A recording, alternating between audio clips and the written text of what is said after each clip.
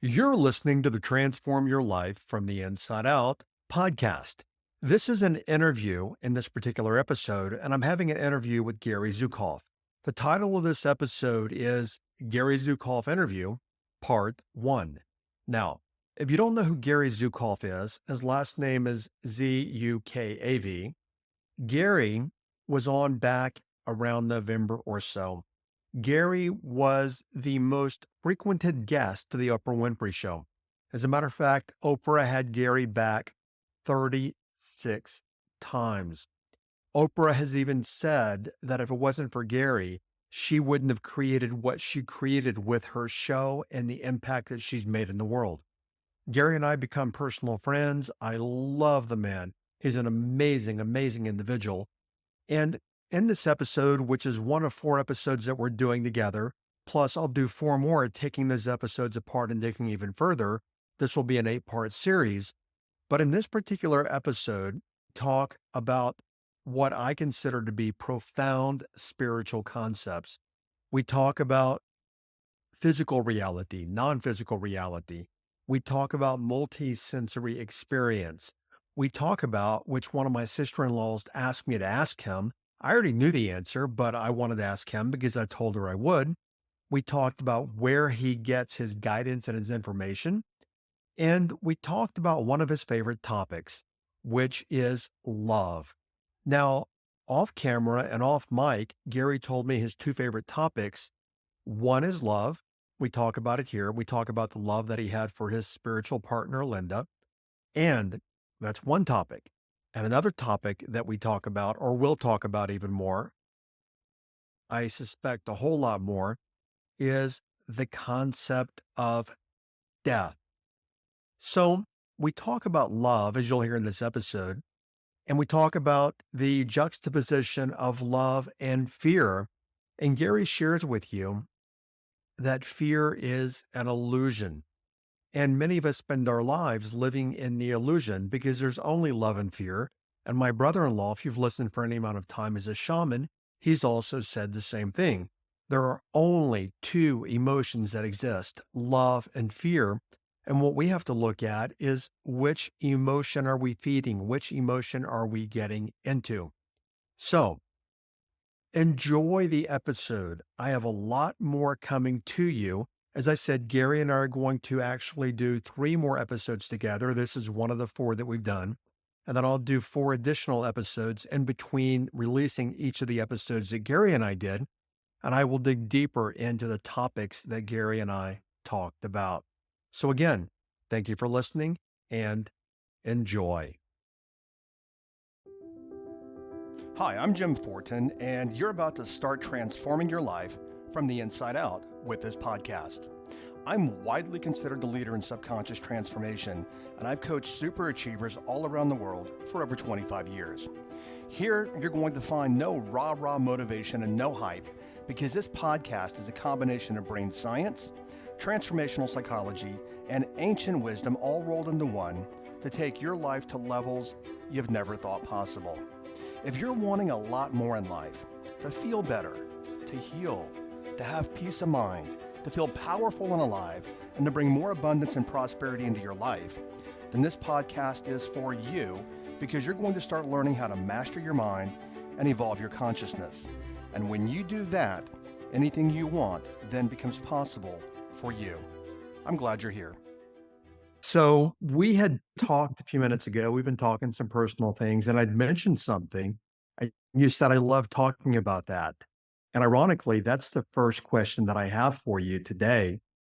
I put out to my tribe, and I've got thousands upon thousands of people in my tribes, not including the podcast, which has millions of downloads. And I said, I asked them what they wanted to hear from you. And so much love and adoration coming in for you and to you from the tribe. And a lot of them have read your books and been familiar for many years. But the first question I wanted to ask you was about Linda transitioning. Because I was in town one day and this lady walked up and she goes, "Are you Jim Fortin?" And I said, "Yes." And she started crying and she was visiting Sedona. And she goes, "Your podcast helped me when my partner transitioned." And I want to talk about that and other things because a lot of people have challenges with accepting their own life and transition or someone else's. So when Linda transitioned, a spiritual partner that you were just your twin flame, twin soul, however you choose to call it, very close to, how did you manage that emotionally? It wasn't something to manage, and by the way, twin flames is not something that I've been taught is a reality, but I love Linda completely, and she loved Mhm. me, and we were that way for 27 years, and it's a wonderful experience. I didn't think it existed, but it does, and Linda had a stroke. I was standing by her side in the kitchen when it happened, and she fell to the floor, and her only word was, "Weak." And I recognized it for what it was, called the ambulance, and it was here within 10 minutes, 12 minutes. Mhm. They took her to a regional medical center in 25 minutes. And I'd already researched that center because I was interested in strokes. And I knew it had a surgeon who could do endovascular thrombectomies. And when somebody has a stroke, if the cause of the stroke is removed within 2 hours, there's probably not going to be any lasting damage. Yeah. But with an endovascular thrombectomy, which is a procedure, that window's extended to 24 hours. So I really wasn't that concerned, but I wasn't very awake in those days in my life. I expected that we'd go to the hospital and they'd do this procedure and keep Linda overnight for observation, and we'd be home the next day. When we got there, she was already in a room in the ER, and the surgeon was there. And he took her into the OR, and at about 30 minutes later, called me to a room close by and said I couldn't do it. He said I tried going in through her leg. The clot was right here, and I couldn't do it. Couldn't get my device up there. So I went in through her wrist, over her shoulder. Still couldn't do it. And I said, "Can you do anything else?" And he said, "There's an unconventional approach. I can do it if you tell me to." And I said, "Yes, do it." He said, "I can puncture her carotid artery and go in that way." And he still couldn't get the device to the clot. And so she was taken to an ICU room, and that's where the stroke unfolded. And that's where her soul went home. So when I got home, I was feeling a pain unlike any that I had ever experienced. I didn't know pain like that could exist. I just didn't know it. I was touching a small bag that she used to carry, and I could hear these sounds in the room. And one of them was a scream. And I thought, oh, do animals scream like that? And then I realized it's coming from me. And then I heard another sound like a moaning sound.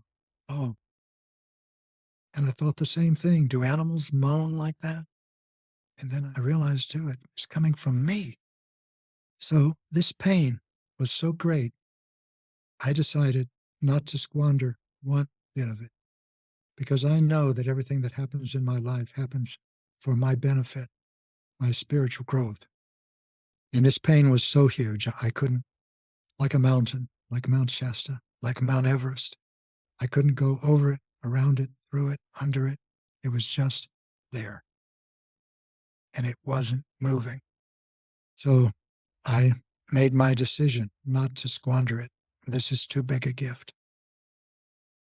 And a couple of days later, I was sitting watching some trees gently move in the wind, and the thought came to me, I don't have a reason for living anymore except to love people.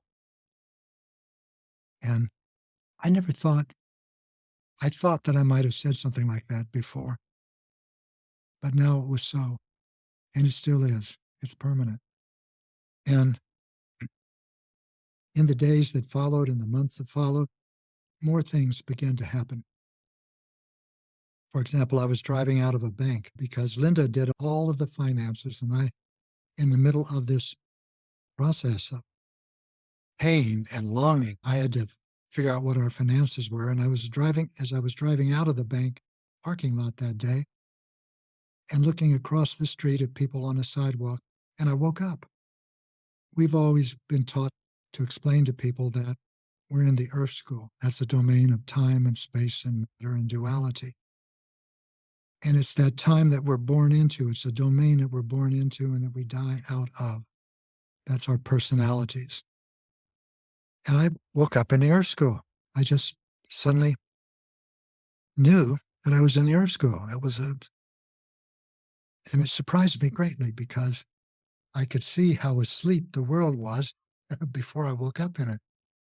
And then the next day, I realized the world that I woke up to is exactly like the world I was asleep in, every detail. And then the next day, I realized that I am the same in every detail, except that I'm awake. For example, before I woke up, my path was, let me put it this way. I'd heard about that old Zen saying, before enlightenment, chopping wood, carrying water. After chopping wood, carrying water. Yeah. Well, I do not have any idea what enlightenment means. And I've studied some Buddhist sutras and I still don't have any idea. But this before and after description, that applied to my life. Before, my path was creating authentic power.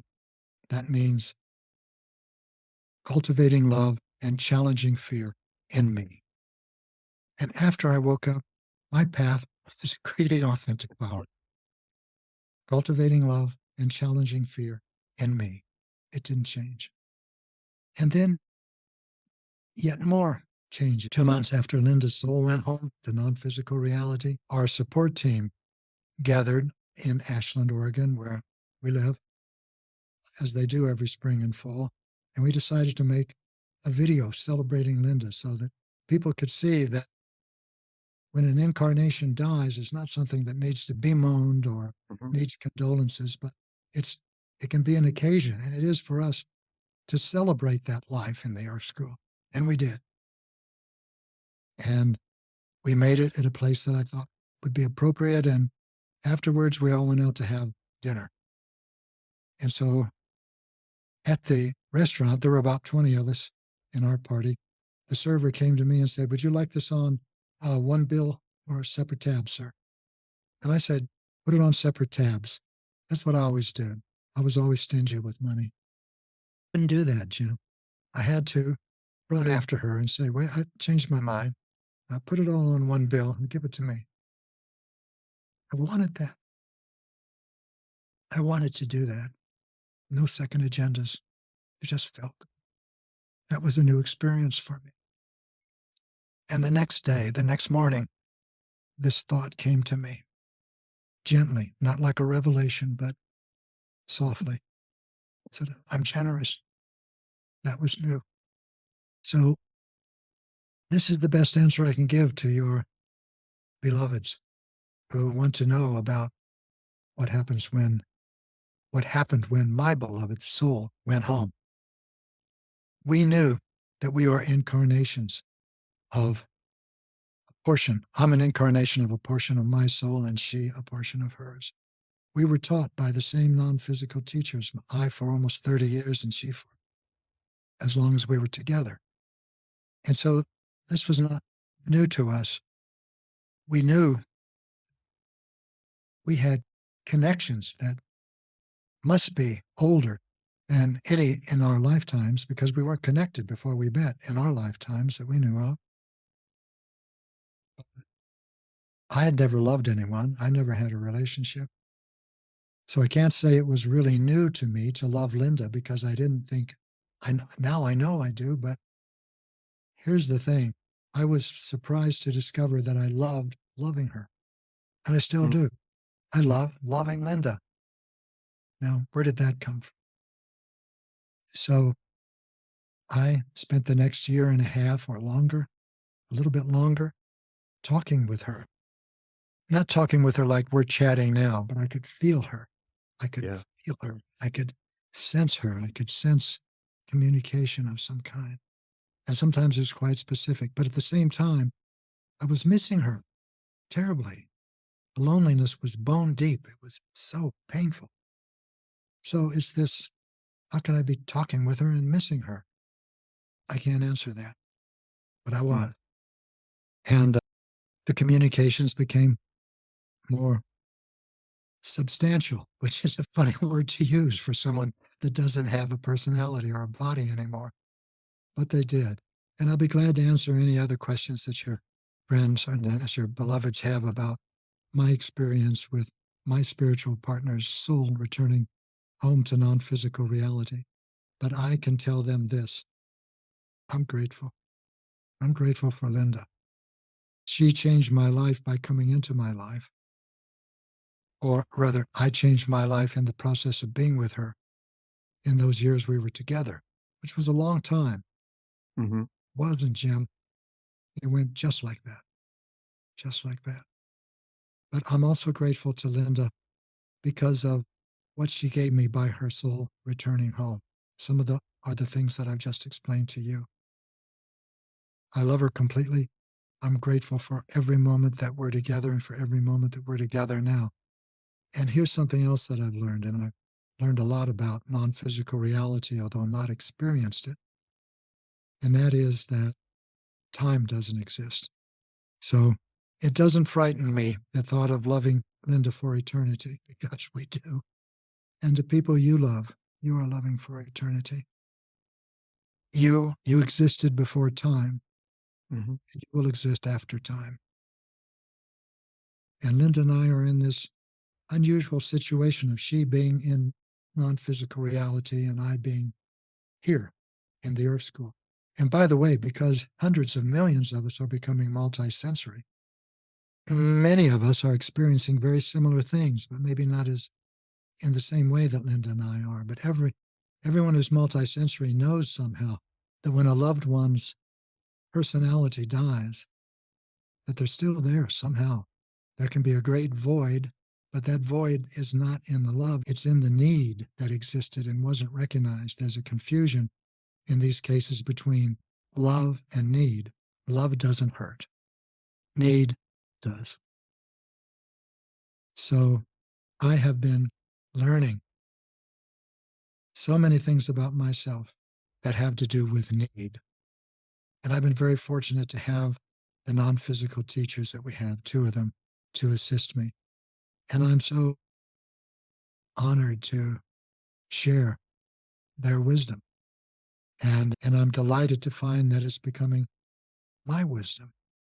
I used to think I'm not wise, but I can recognize wisdom when I see it, when I hear it. Yeah. And then I thought, I'm not going to worry about this distinction. As long as what I'm sharing is coming from my heart and it's coming from sources of wisdom and compassion that I have experienced for about 30 years, 40 years. And I don't take it as so simply because I'm told it. I experiment with it. And that's what I tell our listeners to your podcast now. I don't ask you to accept anything that I'm saying is so simply because I say it, but see if you resonate with anything that I say. And if you do, experiment with it. And if that's what you have your life for, to experiment with it. And if you don't resonate with what I say or some of what I say, let it go. Don't try to wear a shoe that pinches. That's huge, and we've not talked about this, but you'd mentioned Linda transitioning and maybe you even snapped your fingers, but you're like, "It's quick." It's when Oh, people leave. when I Oh, snap my fingers, I'm talking about the 40 years, the 27 okay. years we were together. Because I learned in 2020, I'd already moved to Sedona. I was living in a rental before I got out of the house and spent a year renovating, and I moved in, and one night I was there and I had a stroke, and I'd recognized in that moment that you can go, boom, just like that, and it's lights out. And I had recognized in that moment that I only had a few seconds. Actually, I texted my brother-in-law, Don Javier, and he called 911 because he could see what was happening, and he called 911, but I was gone. I was out. I was gone. And so in that moment, I recognized that in any given moment, I think a lot of us take our physical life for granted. And at any moment, it can be gone. And we're not thinking it's going to happen. We're not expecting it, but that can happen. So You said something interesting here is interesting to me, caught my attention was I'm not wise. You were on Oprah, doesn't matter. It's just commercial things, but Oprah 36 times because people want to hear from you. In your mind, is that not wisdom? Yes, of course it is. But it comes from my teacher's name is Genesis. It comes from Genesis.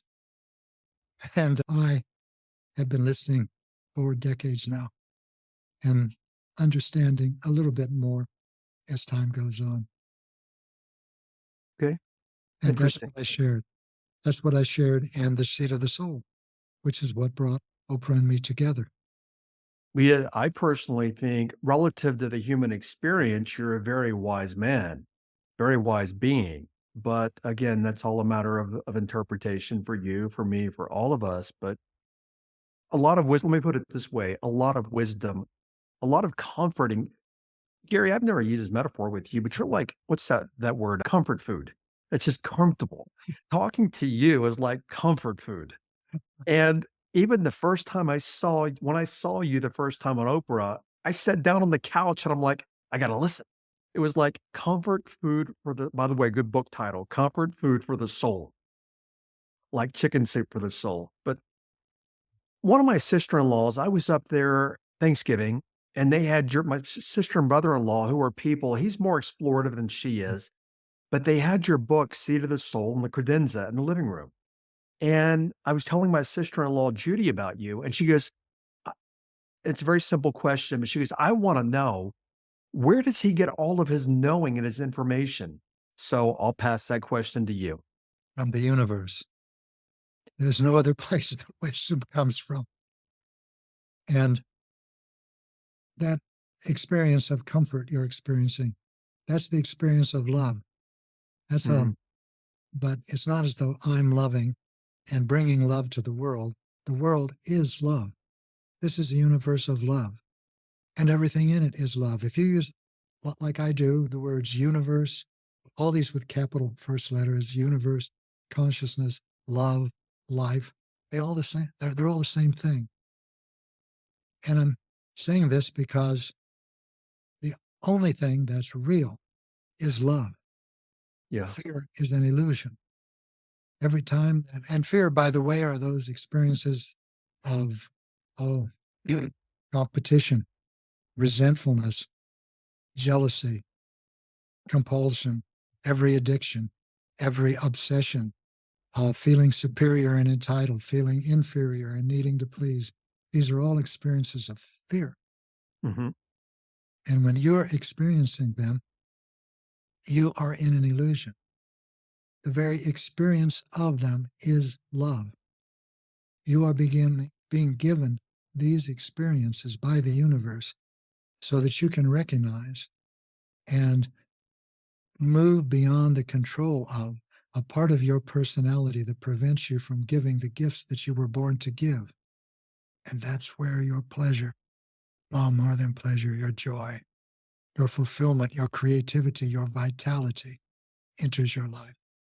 You can't do that while you're in the control of fear, while you're angry or jealous or in the grip of an addictive need to sex or food or gambling or any expression of fear. And so, our opportunity in the Earth School is to recognize the difference between those parts of our personality that are attracted, that are attached to the Earth School, and those parts that are of the soul. These are the loving parts. These are the parts that we experience as gratitude, appreciation, caring, patience, contentment, all of the universe. These are the loving parts of your personality, and they feel good. And when you act on them, they create consequences that feel wonderful and are constructive and healthy. There's a in Sedona to follow up on this. I know a couple of massage therapists here in town, and a couple of them are struggling with business. And one of the guys that works with me does amazing body work, and I'm like, Jacob, you're always busy.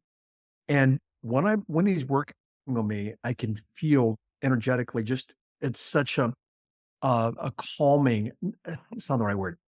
It's amazing physical work, but also the presence and the energy is very powerful. And he said, "I love what I do. I bring that love to my work." So I'm thinking that based upon what he had said and what you're saying, is that when we radiate that frequency, people feel it, they see it, and they gravitate towards it because it's soothing and they want it. They want more of it. Is that a fair statement? I would. I'd want more of it. Exactly. Yeah, it feels good to be in the presence. I mean, when we're talking, something dawned on me one time about myself. I know that physical people in the world really can't air quote hurt me. So I don't really get into a lot of things that people get into about, oh, they're gonna hurt me, they're gonna I just don't go there. But I remember talk like my closest friend, I said to myself, I feel really safe with that person. And I was asking myself what that means to feel safe with that person. And what's interesting is I feel that way with you because I know that when I'm with you and talking to you, that it's just two beings connecting and talking and sharing. There's not agendas, there's not egos, there's not people trying to force or get the other person to do things. And that is almost like if I did them, that'd be like a drug. I mean, it's a very powerful experience. It's not a drug. It's real. Yeah. And what you're talking about is being in interaction with a person who's not at that moment in the control of a frightened part of his or her personality. Because Mm. every personality has frightened parts and loving parts. And to be in the earth school and to have a personality mean the same thing. You can't be in the earth school without a personality. And everyone's path through the earth school is as complex and difficult and challenging as your own. Yeah. So I have frightened parts of my personality, and they are painful.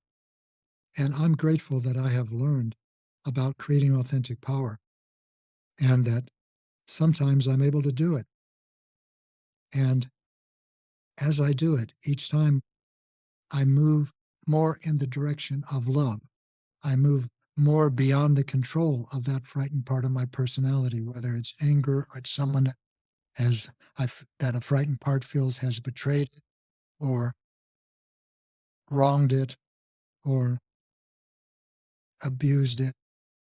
It is that you are feeling, not the frightened part. The frightened part is familiar to everyone because we know what it feels, what these parts feel like in ourselves, and we know what it feels like to encounter them in someone else. It's very difficult. It's very difficult for them. And each time you experience the frightened part of someone else's personality, their anger, their rage, their prejudice, their judgment, it gives you an opportunity to create authentic power, to feel what you're feeling inside yourself and choose not to act, not to react as you have in the past, but to act from a loving part of your personality instead. And in your program, I listened to some of it again last night that you sent me a while back. Would you call that courage? What's that? The courage not to respond, not to act, not to lash out, to manage yourself in a more powerful Uh, way. Would yes, that be courage? yes, but in this way, it's the new use of courage. For example, when, as you create authentic power, you develop two tools. One of them is emotional awareness. That means the ability to look inside yourself. So when you are experiencing a painful emotion or someone has activated a frightened part of your personality like resentment, rage, anger, look inside yourself, not outside at the physical world, because that frightened part is never about what it seems to be about. You may think it's the person in the world that's causing this anger and this pain of anger in you, but it's not. The world has activated in you an interior dynamic, an internal dynamic. And that internal dynamic is creating the pain that you feel. What is that pain? When you look inside yourself, put your attention into your energy processing centers. I'll tell you about three of them: your throat, your chest, and your solar plexus. There are another four, seven in total. In the East, they're called chakras. but that's a Sanskrit term. So I'm Hmm. saying energy processing center. So you put your attention, say, into your chest area and look for physical sensations like aching, throbbing, churning, burning, stabbing, stinging, not happy, heavy, joyful, bubbly. That's emotional illiteracy. But when you can look inside yourself and say, I'm feeling in my chest area pain, a sharp pain in my upper left hand, at the upper left of my chest. And I'm feeling sort of a constriction around my whole chest area. And in my throat area, that's another place to look. I'm feeling a constriction about maybe the size of a ping pong ball, and it's in my throat. It's at the bottom of my throat, just above my chest, and it hurts. See, these are physical sensations. And if you look in your solar plexus, you might say, I'm feeling a churning there, or a burning, or nausea. When you can describe your the experiences of a frightened part of your personality in somatic terms, in terms of your body, then you are emotionally literate. That's emotional awareness. And while you're experiencing the frightened parts of your a frightened part of your personality, by putting your attention into your energy processing centers, you can notice the thoughts that this part of your personality is thinking. And it'll always be comparative or judgmental. For example, I could never do that. I'm just not that good. Or I already know all this. Why are people telling me this? I already know it. Or he's so stupid. Or I'm so stupid. These are the thoughts that a frightened part of your personality thinks. It's very good to know that fear is active in you when you recognize painful physical sensations in your energy processing centers and these kind of thoughts. Because if you act on that, if you act on that, Jim, you will create painful consequences, destructive and unhealthy consequences for yourself. So you can see how powerful you can become just to be able to recognize fear. The second tool of creating authentic power is responsible choice. It's the use of your will to create consequences for which you're willing to assume responsibility. So put these together, and you have a picture of someone who is in the process of creating mastery in her life. Someone who, when they are triggered by something that appears to be in the outside world, takes their attention away from the outside world and puts it inside and looks in their energy processing centers to see what physical sensations they are experiencing and what thoughts that part of the personality or personality is thinking, and chooses in that moment to use her willpower to move her attention into a loving part of her personality. So you move your attention with your will to a time in your life when you were loved or when you were loving and you knew it. It might have been with a parent or a grandparent. It might have been with a child that you love, but you knew you could feel love. And even if in that moment you can't do it because the frightened part is so strong, reach for it, reach for it, because you move yourself in that direction, the direction of love. This is the moment of creating authentic power. When you choose, while you are experiencing the painful physical sensations of a frightened part of your personality, to act from a loving part of your personality. That's the moment. That's when the spiritual rubber meets the spiritual road. And as you do that again and again, the frightened part of your personality that you're challenging begins to lose its control over you. And after a while, its control over you disintegrates. This is how you become a powerful person. And this, by the way, is not the definition of power that our Hmm. species has had for 300,000 years. That understanding of power is the only understanding of power that a species that's limited in its perception to the five senses can have, and that is the ability to manipulate and control. We're not five sensory anymore. This Mhm. is the big news. This is Yeah. what all of Linda's books and my books are about, a transformation of human consciousness that's epic and unprecedented. And it's happening now, and it's happening fast. We're becoming multisensory. And the old understanding of power that used to be our good medicine is now toxic. It prevents our evolution. And a new understanding of power, the potential of a new understanding, has come into being. And that's alignment of your personality with your soul. That's what we're talking about. The alignment of your personality with your soul. And this brief span of time, which exists only in this domain that we are speaking of, from the date of your birth to the date of your death, defines what you think of or might have thought of as you. It's actually defining an incarnation of a part of your soul. How are you going to use that time that you thought of as you, that you thought of as your life between your birthday and your death, the day that your soul returns home? No, of course, it is the death of an incarnation. Linda's art incarnation was beautiful. I loved her. I loved every bit of it. I loved the way it laughed. I loved the way it smiled. I loved the way it connected with people. I loved the way it dressed, but it's gone. Ashes have gone to ashes and dust to dust. But the energy of the soul that animated that incarnation and its voice and its love are real. That's what I'm communicating with, and that's what we sense after an incarnation returns home.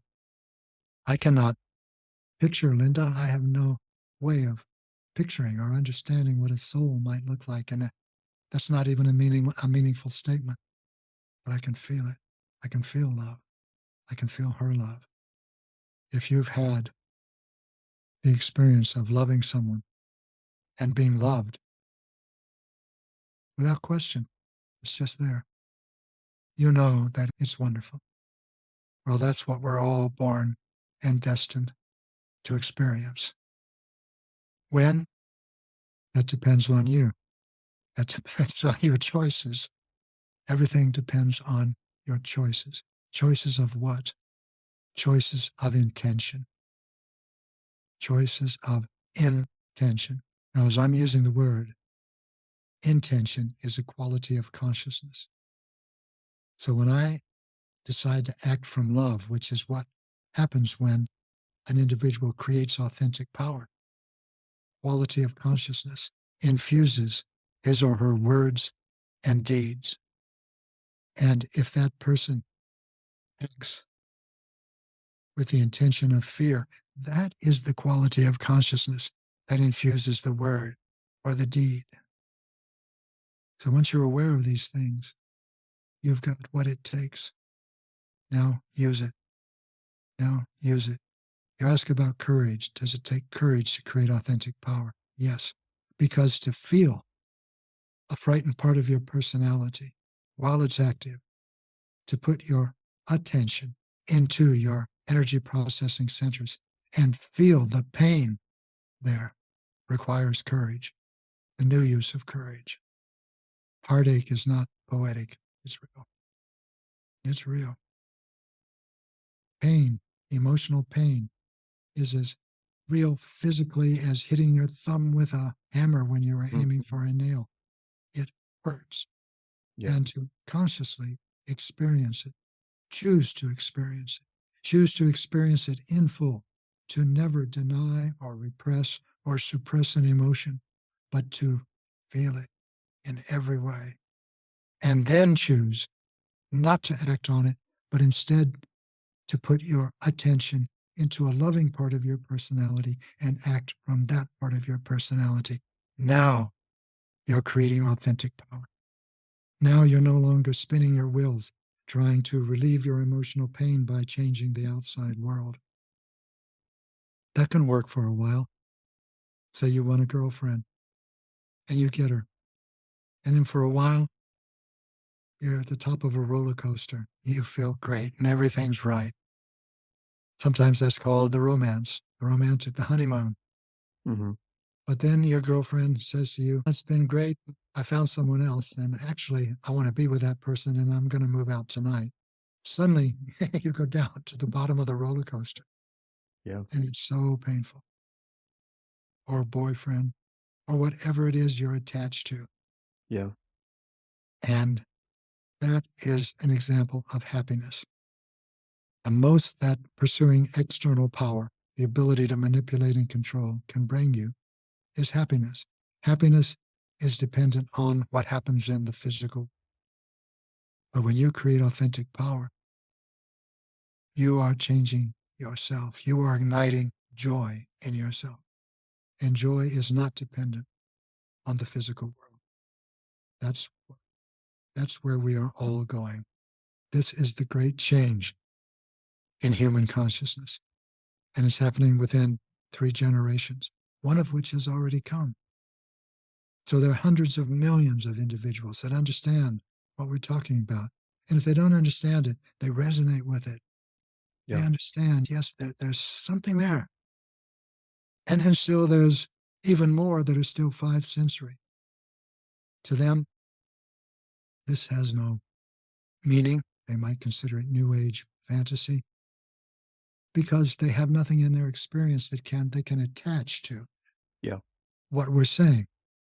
This doesn't make us superior to them or it doesn't make them inferior to us. It's just a natural ebb and flow of evolution. Within a few generations, all of us will be multisensory, but we won't all be authentically powerful because that is the new potential that multisensory perception brings. And we have to create authentic power. We have to bring it into being with hard choices, with emotional awareness and responsible choice. And Jim, one more thing, because as we become multisensory, we began to have access to non-physical teachers. Yeah. In other words, we become highly intuitive. Intuition is the voice of the non-physical world, and we can begin to consult it. And don't think for a minute that your non-physical teacher is going to tell you what to do. They don't. A non-physical teacher will help you understand your experiences so that you can use them to grow spiritually, so that you can use them wisely and beneficially. But they will never tell you, do this or do that. Yeah. If you ever hear a voice in your head like that, you are not in touch with a non physical teacher. You are in touch with a frightened part of your personality. And if you follow its advice, you're going to create painful consequences for yourself. In the East, that would be called karma. Yeah. I've been there, done that, and We I all have. trust me.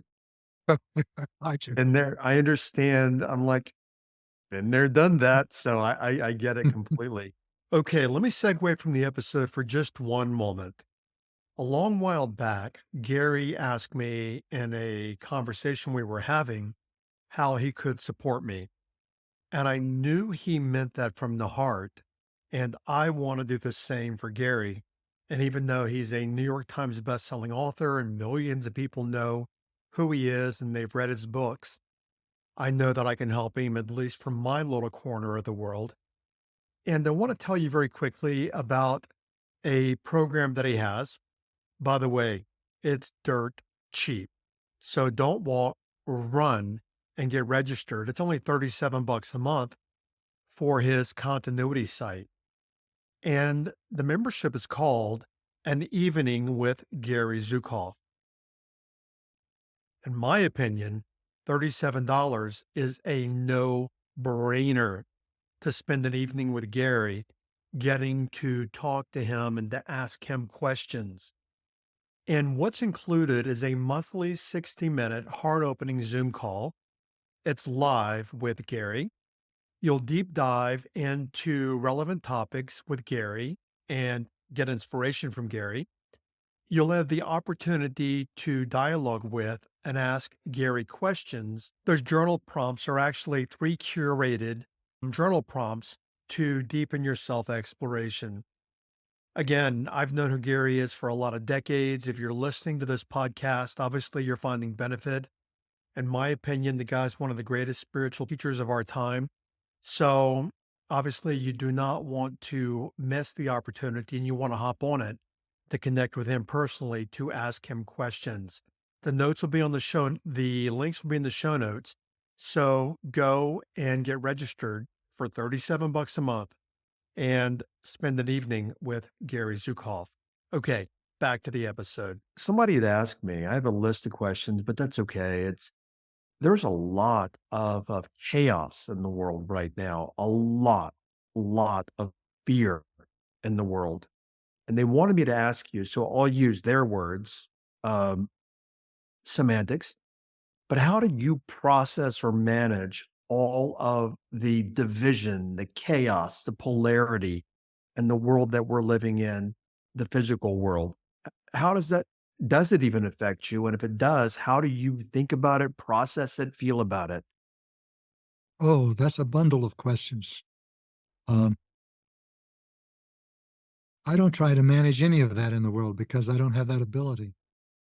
The world that is in chaos now, is crumbling now, Yeah. is a world that was built by 5th-century humans using external power. It is a world that reflects, expresses, and was built on and is built on external power, the ability to manipulate and control. That world is becoming dysfunctional, on the way to dissolution, and it has no salvage value. It can't be salvaged because it has no worth. And it has no worth not because it's not functioning, not because it's broken, but because it's obsolete.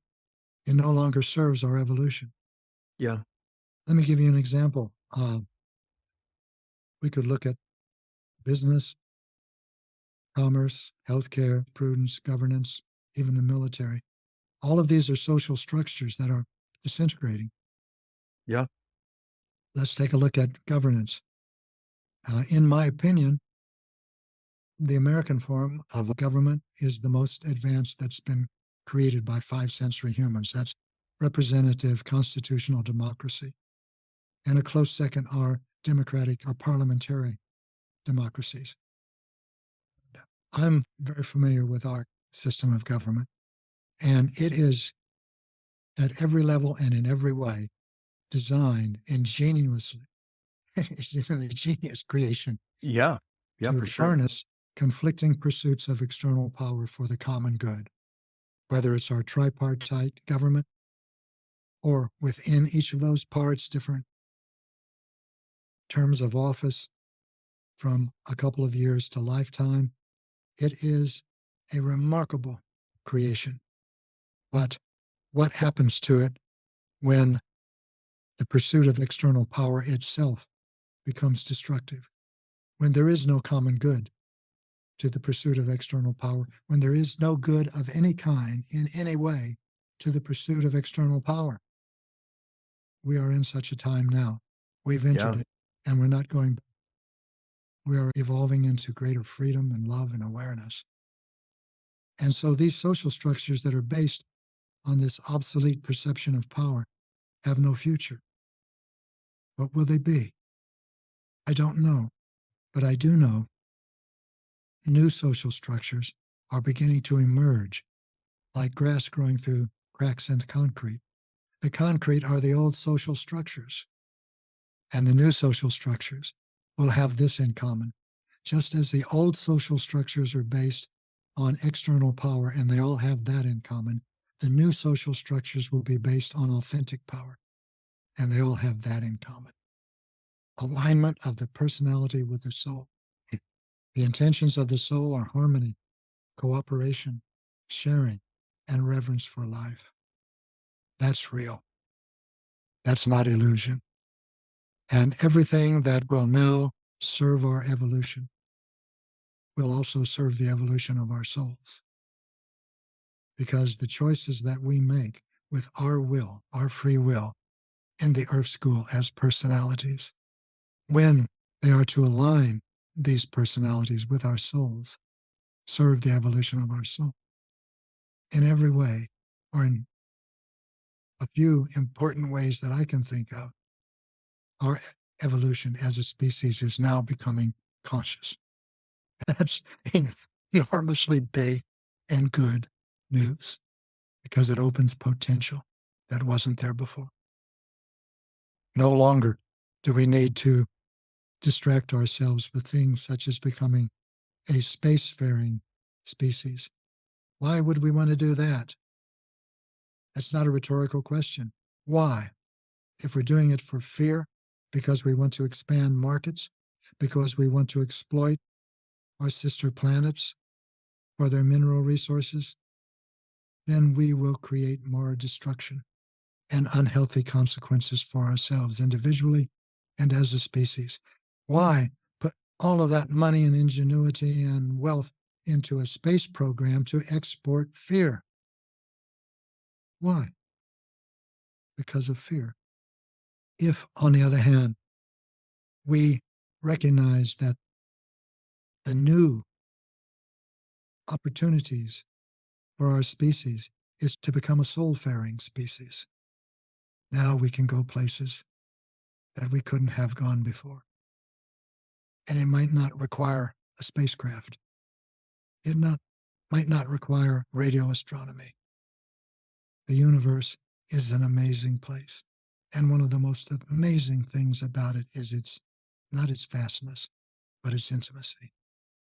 The vision of the universe that we have cultivated and explored as a five-sensory species, one of galaxies expanding infinitely, and each galaxy having effectively countless solar systems or planets or stars or black holes on one level, and on the opposite level, as we've explored physical reality into realms of the very, very small with electron microscopes and particle accelerators.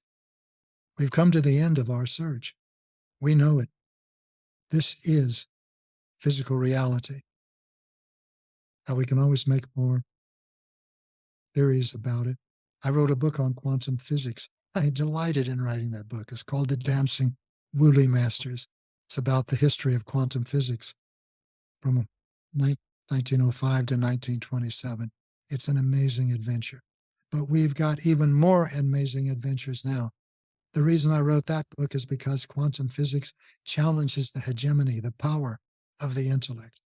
And the intellect is now showing its powerlessness, which means its lack of applicability to new realms of experience and perception that are opening us, that are opening before us and opening us. The intellect cannot grasp or comprehend them. The intellect was designed to work with the five senses.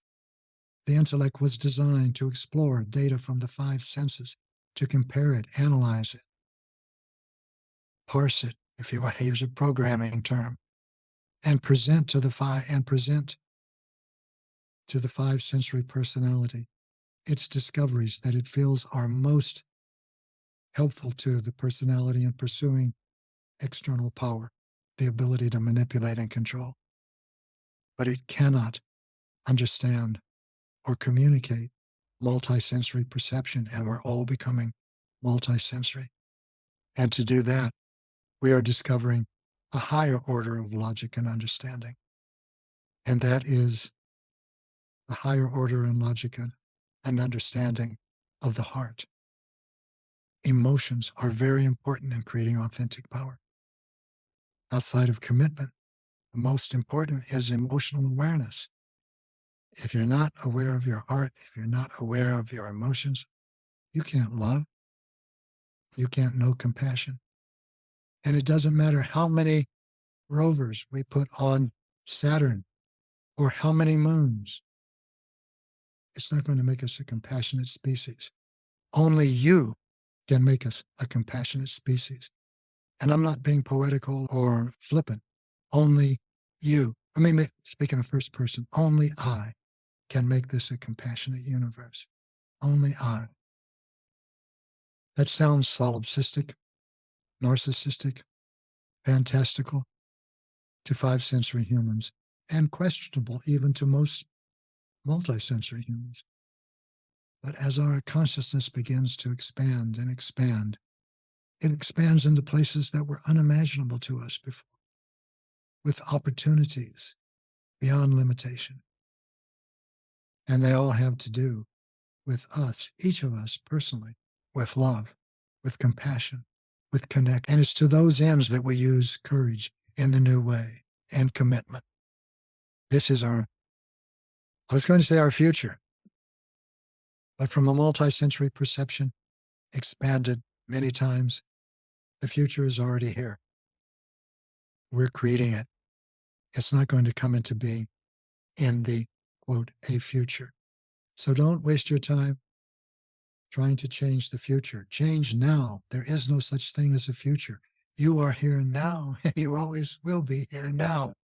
Why try to change something imaginary? Change something that's real, you, now, and change it in a real way, which means with love. Now you're really accomplishing a great deal. But even that, you'll find, if there's attachment to it, still has its limitations. Okay, so that wraps up the first interview of this series with Gary. Hopefully, you enjoyed it. I know if you're like a lot of people, and what I hear a lot of is that you took a whole lot of notes. I've been exposed to things that Gary and I were talking about through 27 years with my brother in law, the shaman, Don Javier. And what I find is many times, even when you get a spiritual nugget of wisdom on the outside, it's powerful. But when you actually chew and chew and chew on that nugget and you look at it from different angles and you bring it into your life, that's when the self expansion and the evolvement happens. So, what I'm telling you is listen again and again, review your notes, and bring these principles into your life. Now, on the next episode, that'll be me recapitulating this episode, taking it apart, deeper diving, and asking you questions about it. And then Gary will be back again for an episode after that. And we will do that for a total of 8 episodes total. Okay, thanks for listening, and I'll catch you over on another episode. Bye bye.